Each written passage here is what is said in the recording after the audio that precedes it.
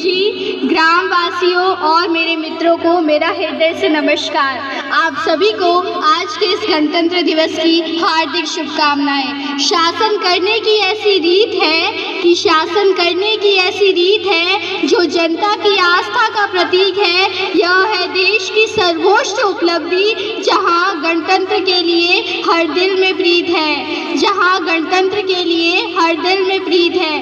भारतवर्ष को लोकतंत्रात्मक बनाने के लिए जिन विभूतियों ने अपना त्याग और समर्पण किया, आज उनको याद करने का दिन है। उनके सपनों के राष्ट्र निर्माण का संकल्प का दिन है। मगर आपके साथ एक बात करना चाहूंगी कि क्या देश का तकनीकी और आर्थिक विकास ही सब कुछ है?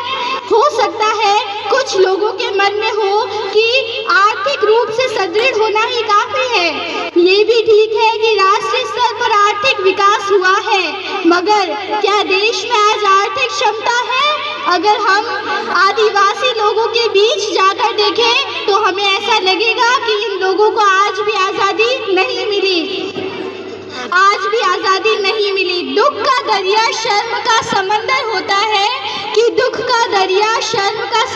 होता है, सबसे खौफनाक भूख का मंजर होता है।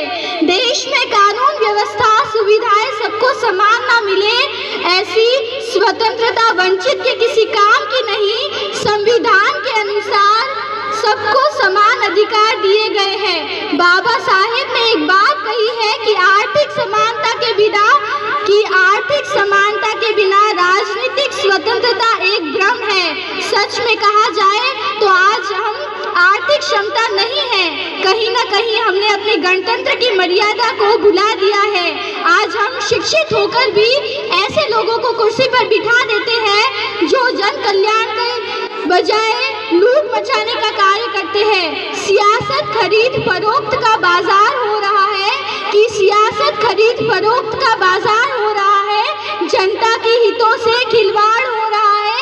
जागो भारत के युवाओं, जागृति पैदा करो। भारत का लोकतंत्र तार-तार हो रहा है।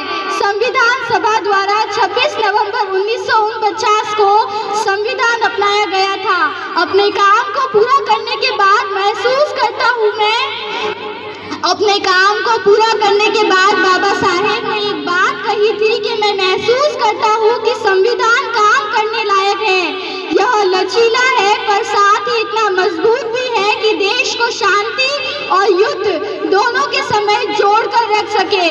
वास्तव में मैं यह कह सकती हूँ कि अगर कभी कुछ गलत हुआ तो इसका कारण यह नहीं होगा कि संविधान खराब है, इसका कारण यह होगा कि संविधान का उपयोग करने वाला मनुष्य अदम्भ था। बाबा साहेब की कही हुई बात सच साबित हो रही है कि हमने अपनी मनुष्यता खो दी है।